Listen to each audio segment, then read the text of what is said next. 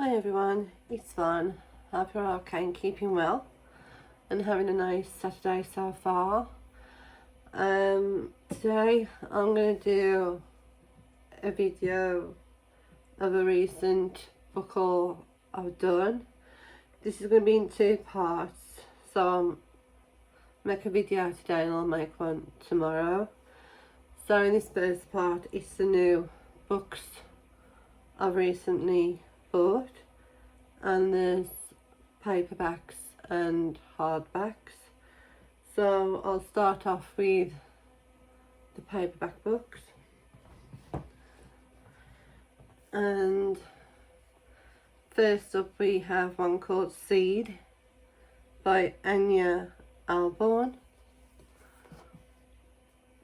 What's that one?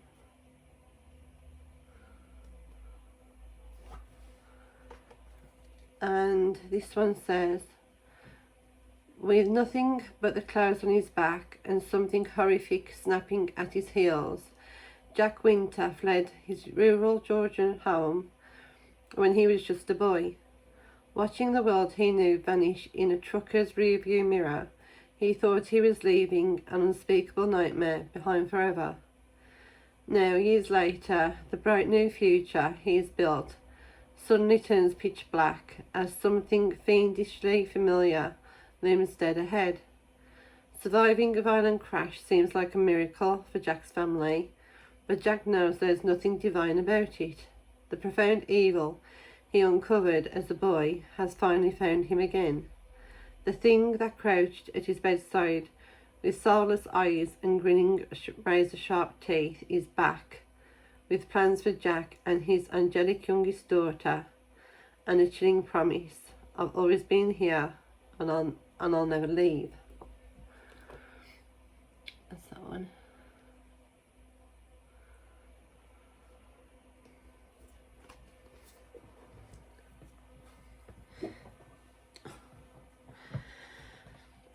Next up we have one called Wonderland by Jennifer Hillier.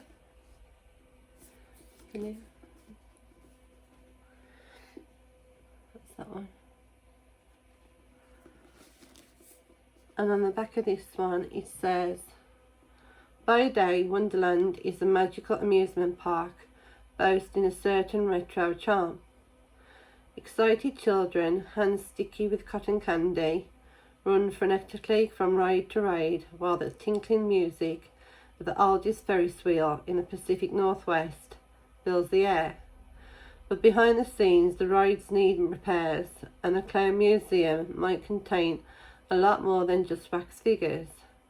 Someone is working hard to keep the park's dark secrets hidden beneath its weathered attractions. Vanessa Castro's first day as a deputy police chief at Seaside, Washington, is off to a bang. The unidentifiable harmless man rotting inside the tiny town's main tourist attraction is strange enough. But now a teenage employee has disappeared. Clues lead Vanessa into a mysterious web of missing persons cases that goes back decades. She moved to Seaside to escape her own scandalous past, but has she brought her family to the centre of an insidious killer's twisted game? Filled with fast-paced chills and a shocking, bloody finale, Wonderland is top-of-the-line thriller writing. You better call in sick, because you're not going anywhere until you finish reading it. And you might want to lock the door too, just to be safe. And that's by that was a plug by Jeffrey Deaver. This one sounds really good. So this is all about to do, but this is Wonderland by Jennifer Hillier. Next up we have Soul Dealer by I Maziar, and I do have the first in this series. I forget what the series is called now. But the first one is called Mask Dealer. And I recently found out it is one of think it's a trilogy, I think. So this is the second book. As I said, Soul Dealer by Mazia. I'm not going to read the synopsis for this one. Yeah, you know, obviously I'll probably time in the first one and stuff, but that's there. It's only a short synopsis anyway, but in case there might be a little spoiler there, I'm not going to read that one out. But yeah, the first book is called, I think it's called Mask Dealer, and that's the second one. And I got the third one, which is End Deal, again by Mazia. I do apologise if I mispronounce the name. But those are them two.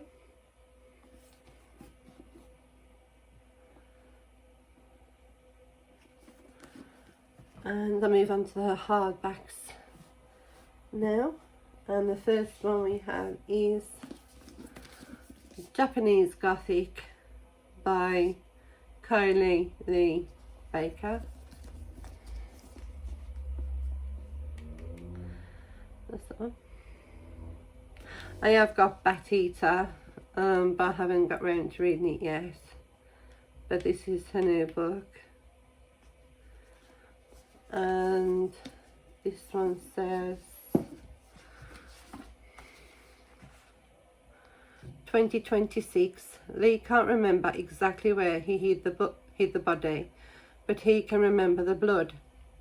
Hiding out at his father's centuries-old home in Japan, Lee knows something is wrong with him, and he knows it has something to do with his mother's disappearance almost a decade ago. 1877.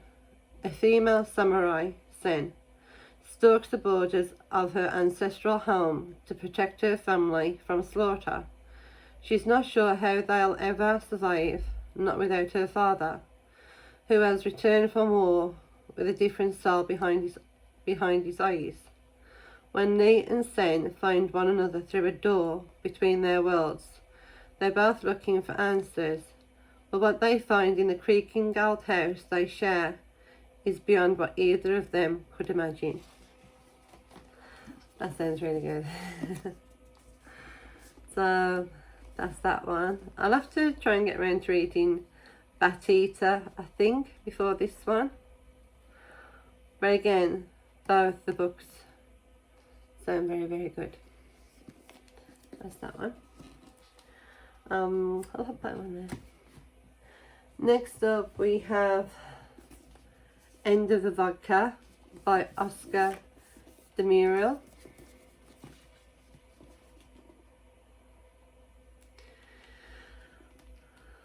Oscar de Murriel is a really, really good writer. He wrote a series of books called the Fry and McGray series, and they're set in like Victorian, oh my goodness, I think Victorian London or Edinburgh, Victorian London I think, and they're like supernatural, Victorian supernatural thrillers, and he's a very, very good writer. Me and my partner Paul, we're very much fans of his work, and so I'm very much looking forward, well, we're both very much looking forward to reading this one. My partner, he's read all the Fry McGray books. I think I've read the first 2 or 3, and I read Strings of Murder. I'm pretty sure I read Fever of the Blood. Pretty sure I did. Yeah. And I think I read the first 2 or 3 books of Fry McGray. So I've got to continue with that series. But my partner Paul, he has read the series and he thoroughly enjoyed them. And so this one is End of the Vodka. And it says, a Frida Kahlo painting, a scandal, and secrets that threaten to change the course of history. In 1938, showgirl turned socialite Dorothy Hale falls from a Manhattan skyscraper. Her friend Claire Booth Luce, writer, diplomat, and rising political figure, commissions Frida Kahlo to paint a memorial portrait. Months later, reporting from Europe, Claire encounters the Duchess of Windsor in Paris and begins to question what really happened that night. In New York, estranged from Diego Rivera and wrestling with betrayal, ambition, and the demands of her art, Frida works on the painting that will become one of her most unsettling and edges closer to the truth. Was Dorothy Hale's death an act of despair or something far more dangerous, entangled with the power struggles shaping the modern world? Yeah, it sounds like it's going to be a great read. His writing is fantastic, you know, his storytelling and his world building of what I've read so far in the Frame McGray books is just a fantastic storyteller. So I am very much looking forward to reading this one.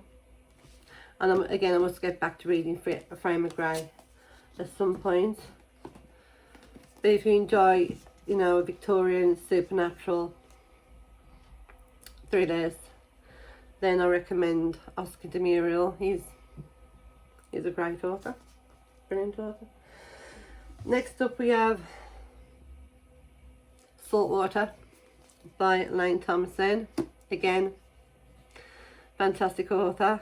As you already know, I've done in fact, Elaine Thompson was the first author spotlight video I made in regards to her works and her Gem Flockhart series of books, which again are set in the Victorian times, in regards to an apothecary and apothecarist, and you know, Gem Flockhart and her psychic Will Quartermain, and the crimes,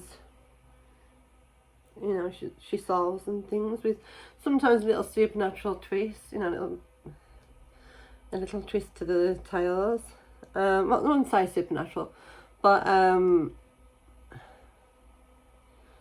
like, I suppose eerie, you know, like eerie, tense situations what she finds herself in, what her and Will find themselves in, and with the supporting characters of the books as well. They're great reads, and this is the second book to the series of books that Elaine's now currently writing, which are the Seasonal Quartet series. And the first one was Hawthorne, which I read the early part of this year, which I thoroughly enjoyed. And this is the second one, again, Saltwater, A Midsummer Ghost Story. That's that one. And this one says, The Isle of Stroma, 1896. Tom Torrance has been sent to oversee the completion of a new lighthouse, which will guide ships through one of the most dangerous stretches of water in the United Kingdom. The construction so far has been plagued by difficulties, giving rise to superstitious whisperings amongst the men. But Tom is a man of sense and science. He will not be cowed by stories of hauntings and bad omens. Yet Tom is unprepared for the conditions on the island, the isolation and delirium of the endless summer nights. He soon learns that the real dangers on the island have nothing to do with the wild waves. There are some problems that science cannot answer, and some threats so ancient and strange that nothing can keep them at bay. Oh, oh my goodness, I'm looking forward to this. Hawthorne was fantastic. Very creepy, very atmospheric, very nerve tingling, if you like definitely a sense of a definite sense of unease when you read Hawthorne, and I think this one's going to be exactly the same. So I am very, very much looking forward to reading this one. I've almost, I'm just over 3/4 of the way through Blackwood Farm now. As I said before previously, I'm not the quickest of readers these days. You know, what with work and everything else and other things going on. But I am 3/4 of the way through now, so I'm hoping to finish that very soon. And Saltwater will be my next read. So yeah, very much looking forward to this. So this is the first copy I've got. My partner bought me a signed copy of Saltwater from the Portobello bookshop, and that's what I was saying. Needless to say, and I think it goes without saying, I was absolutely thrilled when my partner told me he'd ordered this one, and that. So you know the synopsis. I've just told you the synopsis, and the reason I've got 2 copies is because when my partner told me he'd treat me, you know, as a gift of the signed one, the signed copy. I don't really like reading signed books, and the reason for that is just in case, you know, I'm having my cup of tea or a cup of coffee or anything like that, and I knock it or spill it or get some on the cover, on the page I'm reading or something, and just ruin the book. So I'm always very, very wary when I'm reading signed books, which is why I tend not to or I try not to read signed books. So my partner got me this. I decided to buy another copy off Amazon so I could read this one and annotate it with my page tabs. Again, interactions between characters and dialogue and scenes and settings and stuff. And I thought, well, also to carry to work as well, so it, you know, I don't get bashed up or anything like that, like my signed copy.